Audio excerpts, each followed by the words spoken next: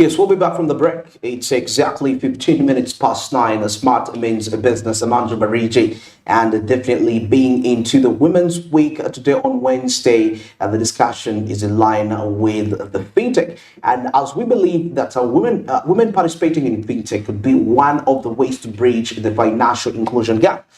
For instance, like a survey that was done in 2009 by FinScope, realizing about 15% of the population was financially excluded, actually, 15%. Now come back to 2013, no, it was 30, at first it was 30%, then 2013, it reduced to 15%, and you get to realize that the most people, when it comes to the exclusion, were women that were excluded. Now, the results still came back in 2018, still by FinScope, and realized that 22% of the men were excluded and 23% of the women were excluded. And that is a 1% gap. But the exclusion, as we get to realize, the more the financial services transitioned into the tech-based, women seem to be left out behind in some kind of way as compared to the men. So women were much more attached to, the physical perspectives in terms of banks opening branches, agent banking, and all this perspective, bringing the services nearer home. But with the digital perspective, that is the challenge. So that now brings us back to the digital divide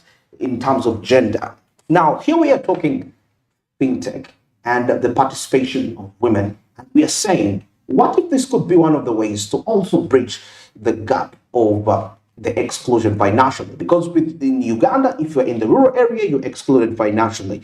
If you're a woman, you're excluded. Now, with me in studio today, I have a lady that is into the fintech space. That is Winnie Nandaula. She's a fintech expert. Good morning, Winnie. It's a pleasure to have you. Morning, Andrew. Thank you for having me this morning. Very welcome.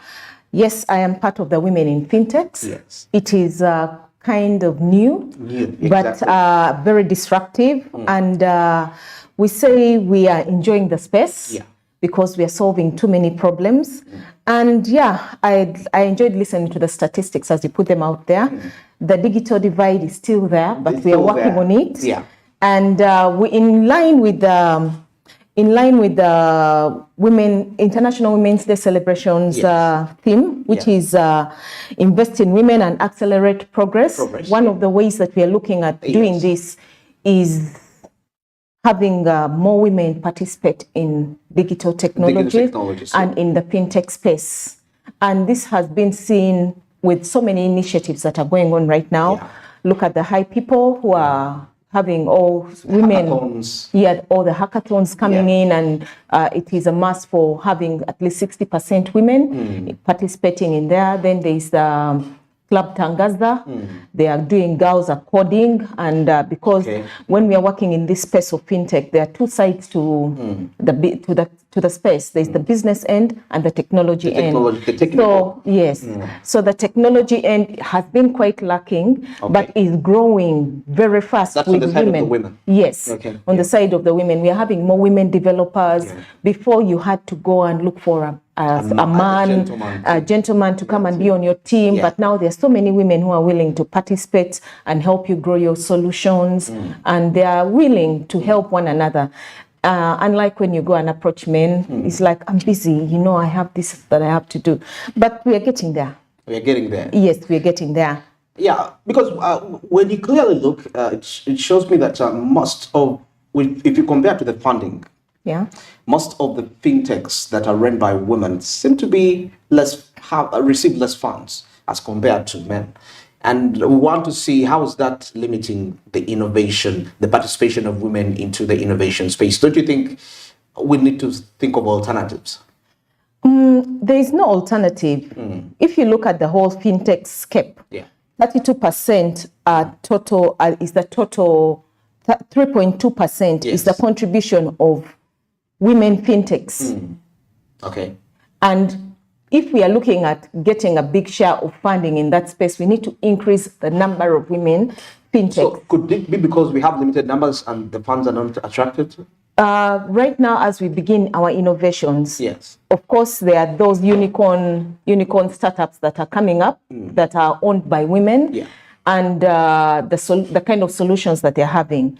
But again, the market share is small. If we say 3.2% is female fintechs, that means that about 96% is male. Male, yeah. So still, it won't balance. So we need to push ourselves up and get more women participating in the fintech space. That way we can increase the funding share.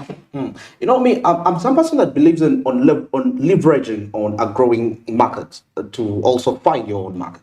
So the 96% of the men-led fintechs. So for the women, how are you seeing that you can leverage on this 96% to also have a lifting up? How? Through acquiring opportunities, because I believe some of these fintechs owned by men need employees, they need women in terms of promotion of brand. But going there with the mindset that I'm just not going here to be comfortable, employed, but I'm going to see how I can see how these people are doing whatever they're doing, such that we incorporate this in our 3.2%, we are the number we are, and we probably drive it up to 10%. I think it all goes back to the founders. The women, when I say female fintechs, these are female-founded fintechs. Yes. So to say that you're going to get employed in the 96.7%. It may not be actually employment. It could be obtaining exchange of skills and technology and incorporating. Yeah, I think it all goes back to the way that also the investors are looking at giving out the money. There's also a bias. You find that the male investors are more biased towards the male, and then the female investors are more biased also towards the females. You get? But the female investors will come with their money and they say, I am funding women. And then also the male investors will not have the bias up front, but because we are less risk averse, you find that men are more looking at putting their money where, the money is going to grow. And men have mastered this thing very well. They know how to step in, come up with a good idea. It may have all the risks, but they are going to get in there and make it work. And women are not like that. We are not wired like that. We are wired differently. We take less risks. So you find when we go in front of an investor, I am comfortably saying that instead of saying I need $2 million, for example, which would increase the percentage of funding for female founders, instead I want to start small. For example, I'll go in front and pitch, and investors come willing to give us about $2.5 million. And there I am pitching and giving out a very nice idea. It's a very good solution that I put out there, and all I want is $250,000. So does that turn off the investor? Most of them do not want to. For example, we are in Africa. Yes. He's come from Europe. Yeah. He's hoping to make an investment. $250,000. It's not really that much of an investment, because the people who are giving out $250,000 are online. Okay. And when they are online, it also takes a process. They want something more tangible, something that has been around for some time, and it's not for startups. And yet most females are remaining in the startup area because they are moving slowly and they're trying to understand the risks. They're not risking much. Could it be that some of the innovations probably don't solve actual problems? Because I feel like that's what makes technology, regardless of how long you've spent in the industry, doesn't matter.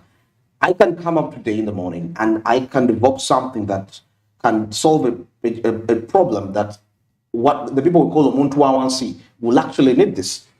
And I think that's what matters. And there is being long on the market, but if we are to weigh your impact, it's not worthy the funding you receive. Maybe you are just confident enough to convince this person. So what if we take a look at, as women, what if you look at that other side of, let's solve solutions? Because one thing I know about women, most of your solutions are humanitarian based. They are tailored to the needs of humanity.